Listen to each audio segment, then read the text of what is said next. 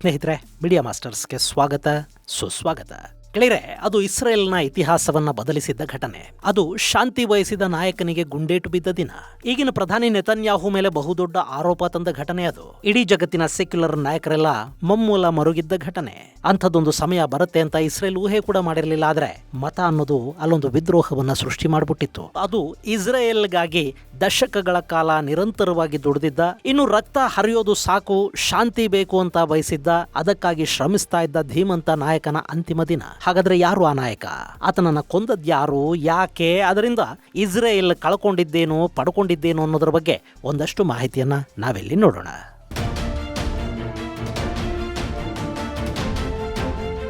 ಘಟನೆ 1.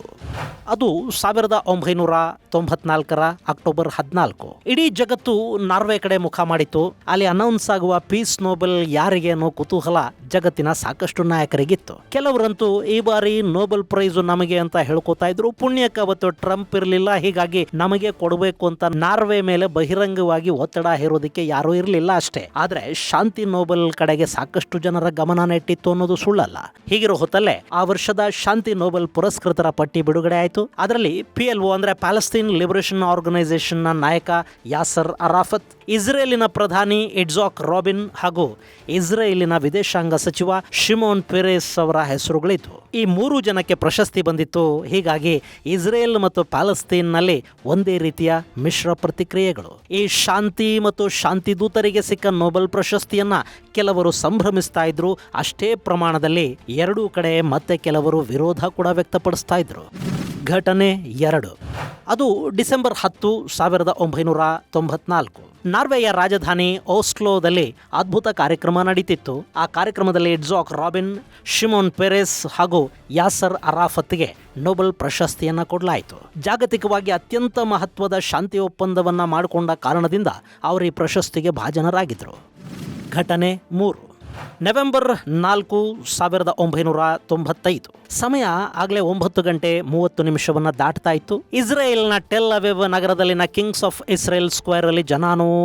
ಅಲ್ಲಿ ನೆರೆದಿದ್ದ ಬೃಹತ್ ಜನಸಮೂಹವನ್ನು ಉದ್ದೇಶಿಸಿ ಇಸ್ರೇಲಿನ ಅವತ್ತಿನ ಪ್ರಧಾನಿ ಇಟ್ಜಾಕ್ ರಾಬಿನ್ ಮಾತಾಡ್ತಾ ಇದ್ರು. ಅಲ್ಲಿವರೆಗೆ ಅವರ ವಿರುದ್ಧ ಕೇಳಿ ಬಂದಿದ್ದ ಆರೋಪಗಳಿಗೆ ಸ್ಪಷ್ಟನೆಯನ್ನ ಕೊಡ್ತಾ ಇದ್ರು. ಜನರ ನಂಬಿಕೆಯನ್ನ ನಾವು ಉಳಿಸ್ಕೋತೀವಿ ಅಂತ ಹೇಳ್ತಾ ಇದ್ರು. ಆ ಬಳಿಕ ಇಸ್ರೇಲಿನ ಶಾಂತಿ ಗೀತೆಯನ್ನ ಹಾಡಿ ಆ ಗೀತೆಯ ಸ್ಕ್ರಿಪ್ಟ್ ಒಂದನ್ನ ತಮ್ಮ ಜೇಬಲ್ಲಿ ಇಟ್ಕೊಂಡು ಇಟ್ಜಾಕ್ ರಾಬಿನ್ ನಿಧಾನವಾಗಿ ತಮ್ಮ ಕಾರಿನತ್ತ ಹೆಜ್ಜೆಗಳನ್ನ ಹಾಕಿದ್ರು. ಅವ್ರ ಸುತ್ತ ರಕ್ಷಣಾ ಪಡೆ ಹಾಗೂ ರಾಜಕೀಯ ನಾಯಕರ ದಂಡೆ ನೆರೆದಿತ್ತು. ಆದ್ರೆ ಅಷ್ಟರೊಳಗೆ ಅಲ್ಲಿ ಒಬ್ಬನ ಪ್ರವೇಶ ಆಯಿತು. ಅವನಿಗೊಂದು 20-25 ವರ್ಷ ವಯಸ್ಸಿರಬೇಕು. ಯಹೂದ್ಯರ ಹುಡುಗ ಇಟ್ಜಾಕ್ ರಾಬಿನ್ ಅವರನ್ನ ಭೇಟಿ ಆಗೋದಿಕ್ಕೆ ಬರ್ತಾ ಇದ್ದಾನೇನೋ ಅನ್ನೋ ಹಾಗೆ ಧಾವಂತದಿಂದ ಪ್ರಧಾನಿ ಕಡೆಗೆ ಹೆಜ್ಜೆ ಹಾಕದ. ಜನರ ನಡುವೆ ಆ ನೂಕುನುಗ್ಗಲಲ್ಲಿ ಅವನು ರಾಬಿನ್ಗೆ ಹತ್ತಿರ ಆಗೋದಿಕ್ಕೆ ಪ್ರಯತ್ನ ಪಟ್ಟ. ಅಷ್ಟರಲ್ಲಿ ರಾಬಿನ್ ತಮ್ಮ ಕಾರ್ ಸಮೀಪಕ್ಕೆ ಬಂದಿದ್ರು. ಇನ್ನೇನವರು ಡೋರ್ ತೆಗೆದು ಒಳಗೆ ಕೂತ್ಕೋಬೇಕು, ಅಷ್ಟರಲ್ಲಿ 2 ಬಾರಿ ಗುಂಡಿನ ಶಬ್ದ ಕೇಳಿ ಬಂತು. ಅಲ್ಲಿದ್ದವರೆಲ್ಲ ಚಲ್ಲಾಪಿಲ್ಲಿ ಆದರು. ಅಲ್ಲಿ ಏನಾಗ್ತಾ ಇದೆ ಅನ್ನೋದು ಜನಕ್ಕೆ ಗೊತ್ತಾಗೋ ಹೊತ್ತಿಗೆ ಇಟ್ಜಾಕ್ ರಾಬಿನ್ ಅವರ ಅಂಗರಕ್ಷಕರು ರಾಬಿನ್ ಅವರನ್ನ ಕಾರಿನ ಹಿಂದಿನ ಸೀಟಿಗೆ ಹಾಕೊಂಡು ಆಸ್ಪತ್ರೆಗೆ ತಗೊಂಡು ಹೋದ್ರು. ಆದ್ರೆ ಅಷ್ಟರಲ್ಲಿ ಇಟ್ಜಾಕ್ ಅವರ ಪ್ರಾಣ ಪಕ್ಷಿ ಹಾರಿ ಹೋಗಿತ್ತು. ಗೆಳೆಯರೆ, ಈ 3 ಘಟನೆಗಳಿಗೆ ಒಂದಕ್ಕೊಂದು ಸಂಬಂಧ ಇದೆ. ಆ ಸಂಬಂಧದ ಹೆಸರು ಇಸ್ರೇಲ್, ಪ್ಯಾಲೆಸ್ತೈನ್ ಮತ್ತು ದ್ವೇಷ.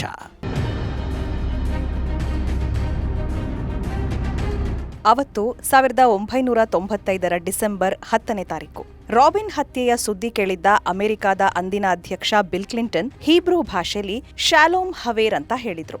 ಅಂದ್ರೆ ಗುಡ್ ಬೈ ಫ್ರೆಂಡ್ ಅಂತ. ಅದು ಇಸ್ರೇಲ್ನ ಹಿರಿಯ ನಾಯಕ ಇಟ್ಜಾಕ್ ರಾಬಿನ್ ಪಡೆದುಕೊಂಡಿದ್ದ ಗೌರವ.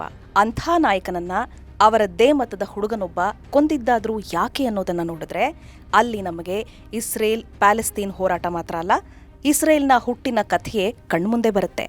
ಇಟ್ಜಾಕ್ ರಾಬಿನ್ ಅನ್ನೋ ನಾಯಕ ಹೇಗೆ 74 ವರ್ಷಗಳ ಕಾಲ ಇಸ್ರೇಲ್ನ ಜನರಿಗಾಗಿ, ಆ ನೆಲದ ಉಳಿವಿಗಾಗಿ ಹೋರಾಟವನ್ನ ಮಾಡಿದ್ದ ಅನ್ನೋದು ತಿಳಿಯುತ್ತೆ.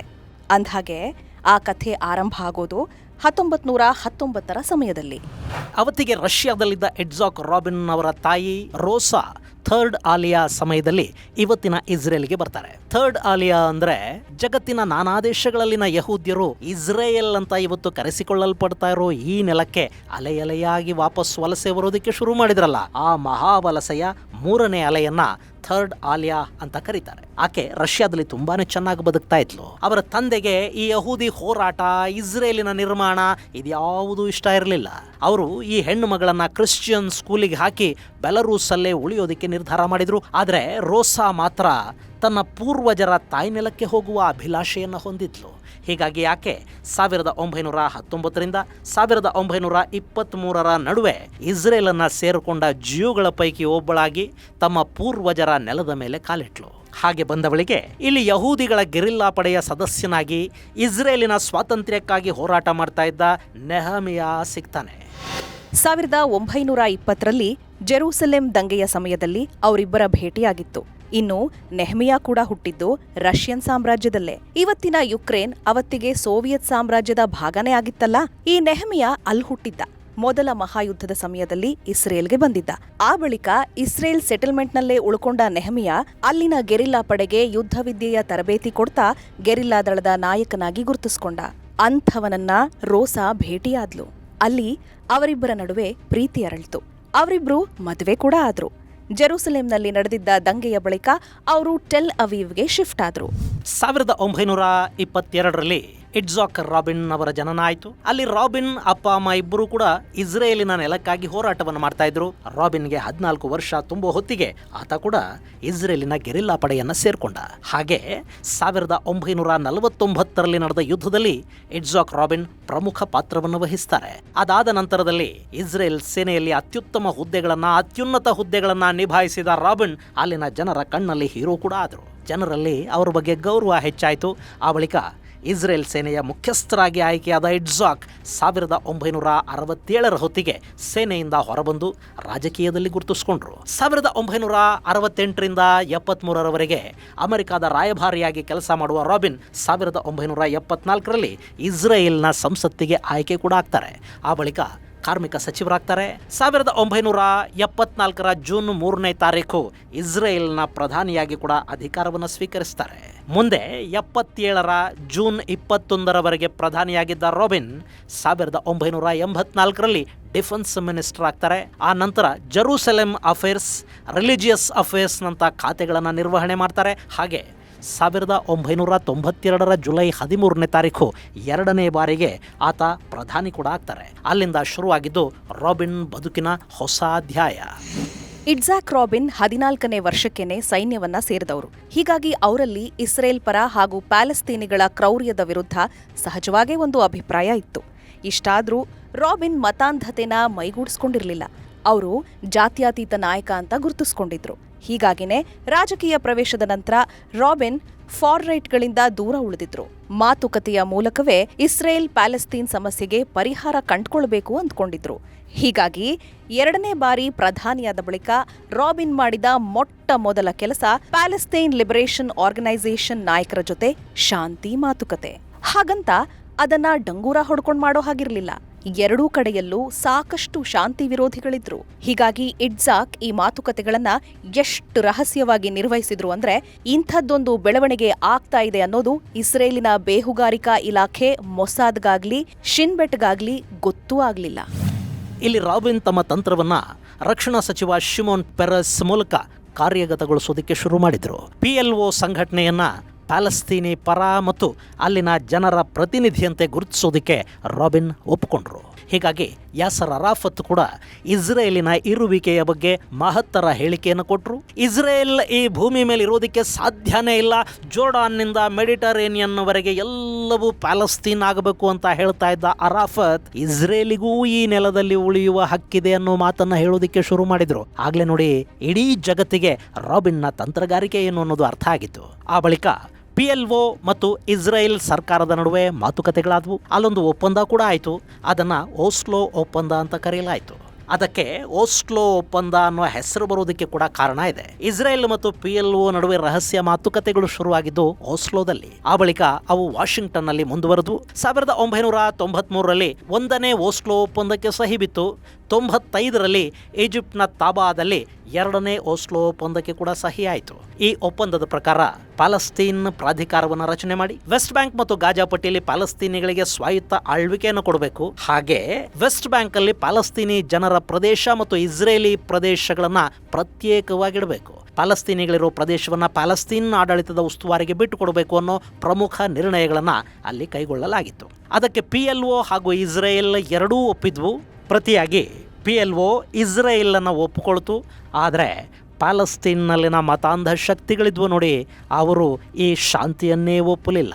ಜೋರ್ಡಾನ್ನಿಂದ ಮೆಡಿಟರೇನಿಯನ್ವರೆಗಿನ ಇಡೀ ಭೂಭಾಗ ನಮ್ಮದೇ ಅಂತಿದ್ದ ಪ್ಯಾಲೆಸ್ತೈನ್ ಉಗ್ರ ಗುಂಪುಗಳು ಈ ಒಪ್ಪಂದವನ್ನು ಬಲವಾಗಿ ವಿರೋಧಿಸಿದ್ವು. ಆ ಗುಂಪುಗಳು ಇಸ್ರೇಲ್ನಲ್ಲಿ ಸಾಕಷ್ಟು ದಾಳಿಗಳನ್ನು ಕೂಡ ಮಾಡಿದ್ವು. ಇದು ಇಸ್ರೇಲ್ನ ಫಾರ್ ರೈಟ್ಗಳು ಕೆರಳು ಹಾಗೆ ಮಾಡ್ತು. ಅಲ್ಲಿ ಫಾರ್ ರೈಟ್ ಸಂಘಟನೆಗಳು ಕೂಡ ರಾಬಿನ್ ವಿರುದ್ಧ ಪ್ರತಿಭಟನೆಗಳನ್ನು ಆರಂಭ ಮಾಡಿದ್ವು. ಅದರ ನಾಯಕತ್ವ ಹೊತ್ತಿದ್ದು ಲಿಕುಡ್ ಪಕ್ಷದ ನಾಯಕ ನೆತನ್ಯಾಹು ಅನ್ನೋದು ಅಲ್ಲಿ ಮತ್ತೊಂದು ವಿಶೇಷ.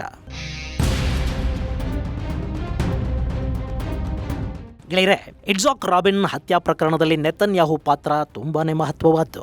ಅಲ್ಲಿ ರಾಬಿನ್ PLO ಜೊತೆ ಕೈ ಜೋಡಿಸಿದ್ದನ್ನ ಬಹುವಾಗಿ ಖಂಡಿಸಿದ್ದು ಲಿಕುಡ್ ಪಕ್ಷ ಹಾಗೂ ಅದರ ನಾಯಕ ನೆತನ್ಯಾಹು. ಸಾಕಷ್ಟು ಇಸ್ರೇಲಿಗರ ಸಾವಿಗೆ ಕಾರಣನಾದ ಮಹಾನ್ ಹಂತಕ ಯಾಸರ್ ಅರಾಫತ್ ಜೊತೆ ರಾಬಿನ್ ಕೈ ಜೋಡಿಸಿದ್ದಾರೆ ಅನ್ನೋ ಆರೋಪವನ್ನು ಅವತ್ತು ನೆತನ್ಯಾಹು ಮಾಡಿದ್ರು. ಇದರಿಂದ ಇಸ್ರೇಲ್ನಲ್ಲಿ ಕೂಡ ಸಾಕಷ್ಟು ಪ್ರತಿಭಟನೆಗಳು ಶುರುವಾದವು.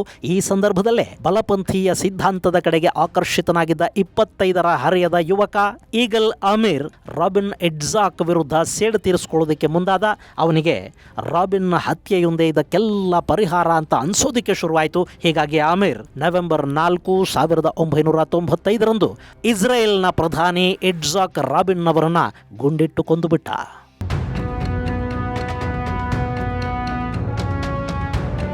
ಅವತ್ತು ರಾಬಿನ್ ಈ ಬಲಪಂಥೀಯರ ವಿರುದ್ಧ ಜಾತ್ಯತೀತರು ಮಾಡ್ತಾ ಇದ್ದ ಪ್ರತಿಭಟನೆಯಲ್ಲಿ ಭಾಗಿಯಾಗಿ ತಾವೇಕೆ ಓಸ್ಲೋ ಒಪ್ಪಂದಕ್ಕೆ ಸಹಿ ಹಾಕಿದ್ದರ ಹಿಂದಿನ ಕಾರಣಗಳನ್ನ ಹೇಳಿ ಇಸ್ರೇಲ್ನ ಉಳಿವು ಹಾಗೂ ಇಸ್ರೇಲ್ನ ಗುರುತಿಸುವಿಕೆಗೆ ಈ ಒಪ್ಪಂದ ಯಾಕೆ ಮುಖ್ಯ ಅನ್ನೋದನ್ನ ಹೇಳಿದ ನಂತರನೇ ಅಲ್ಲಿ ರಾಬಿನ್ ಅವರ ಹತ್ಯೆಯಾಗಿತ್ತು. ಅಲ್ಲಿಗೆ ಶಾಂತಿ ನೊಬೆಲ್ನ ಪಡೆದಿದ್ದ ನಾಯಕನನ್ನ ಅವರದ್ದೇ ಮತದ ಹುಡುಗನೊಬ್ಬ ನಡುರಸ್ತೆಯಲ್ಲಿ ಕೊಂದು ಮುಗಿಸಿದ್ದ. ಇದು ಇಸ್ರೇಲ್ನಲ್ಲೇ ಭಾರೀ ಅಸಮಾಧಾನಕ್ಕೆ ಕಾರಣ ಆಗಿತ್ತು. ಗೆಳೆಯರೆ, ಈ ಯಹೂದಿಗಳಿದಾರ ನೋಡಿ, ಇವರು ಪರಸ್ಪರ ಒಂದಷ್ಟು ಭಿನ್ನಾಭಿಪ್ರಾಯಗಳನ್ನು ಹೊಂದಿದ್ರೂ ಕೂಡ ತಮ್ಮವರನ್ನ ತಾವೇ ಕೊಂದ ಉದಾಹರಣೆಗಳು ತುಂಬಾ ಕಡಿಮೆ. 2000 ವರ್ಷಗಳ ಹಿಂದೆ ಅಂದ್ರೆ ಶಕಪೂರ್ವ 1ನೇ ಶತಮಾನದ ಸಮಯದಲ್ಲಿ ಯಹೂದಿಗಳ ನಡುವಿನ ರಾಜಕೀಯ ಹಾಗೂ ಧಾರ್ಮಿಕ ಪಂಗಡಗಳ ಕಿತ್ತಾಟದಲ್ಲಿ ಅವರು ಪರಸ್ಪರ ಹೊಡೆದಾಡಿಕೊಂಡಿದ್ರು. ಆ ಸಮಯದಲ್ಲೇ ಜೆರುಸಲೆಂನ ಪತನ ಆಯಿತು.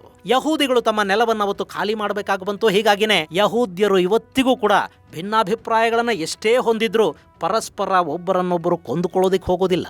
ಆದರೆ ಯಾವಾಗ ರಾಬಿನ್ ಅವರನ್ನ ಅಲ್ಲಿನ ಯಹೂದಿ ಯುವಕನೇ ಕೊಂದು ಹಾಕಿದ್ನೋ ಅದು ಇಸ್ರೇಲಿಗರ ಸಿಟ್ಟಿಗೆ ಕಾರಣ ಆಯಿತು. ಇಟ್ಜಾಕ್ ರಾಬಿನ್ ಪರ ದೊಡ್ಡ ಮಟ್ಟದ ಸಂತಾಪ, ಸಾನುಭೂತಿಗಳು ಶುರುವಾದವು.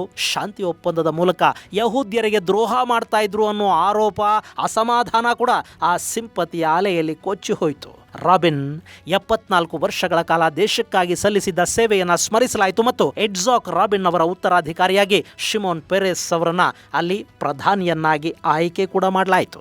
ಆ ಬಳಿಕ ಇಸ್ರೇಲ್ 2 ಸ್ಟೇಟ್ ಸೊಲ್ಯೂಷನ್ ಅನ್ನೋದನ್ನ ಮುಂದಿಟ್ಕೊಂಡು ಸಾಕಷ್ಟು ದೇಶಗಳ ಮನಸ್ಸನ್ನ ಗೆಲ್ತು.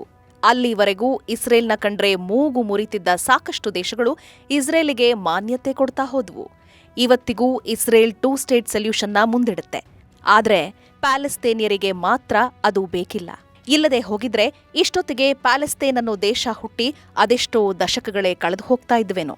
ಒಟ್ಟಲ್ಲಿ ಪಶ್ಚಿಮ ಏಷ್ಯಾದಲ್ಲಿ ಶಾಂತಿಗಾಗಿ ಶ್ರಮಿಸಿದ್ದ ನಾಯಕರನ್ನ ಅವರದ್ದೇ ಜನ ಕೊಲ್ತಾ ಹೋಗುವ ಸಂಪ್ರದಾಯ ಮುಂದುವರಿತು.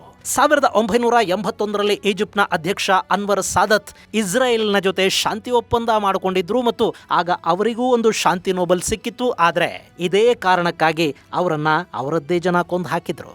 ಅದೇ ರೀತಿ ಇಸ್ರೇಲ್ನ ಪ್ರಧಾನಿ ಪ್ಯಾಲೆಸ್ತೈನ್ ಜೊತೆ ಮಾಡಿಕೊಂಡ ಒಪ್ಪಂದದಿಂದಾಗಿ ಯಹೂದಿಯೊಬ್ಬ ಇಟ್ಜಾಕ್ ರಾಬಿನ್ ಅವರನ್ನ ಕೊಂದು ಮುಗಿಸ್ದ. ಅಲ್ಲಿಗೆ ಶಾಂತಿ ಮಂತ್ರ ಜಪಿಸಿದವರನ್ನ ಕಡುಪಂಥೀಯರು ಕೊಲ್ತಾರೆ ಅನ್ನೋ ಮಾತು ಹಾಗೇ ಉಳಿದು ಬಿಡ್ತು. ಇದು ಗೆಳೆಯರೆ ಇಟ್ಜಾಕ್ ರಾಬಿನ್ ಹತ್ಯೆ ಮತ್ತು ಅದರ ಹಿಂದಿನ ಕಥೆ. ಮುಂದಿನ ಸಂಚಿಕೆಯಲ್ಲಿ ಮತ್ತಷ್ಟು ವಿಶೇಷಗಳ ಜೊತೆ ಮತ್ತೆ ಭೇಟಿಯಾಗೋಣ. ಅಲ್ಲಿವರೆಗೆ ಜೈ ಹಿಂದ್, ಜೈ ಕರ್ನಾಟಕ.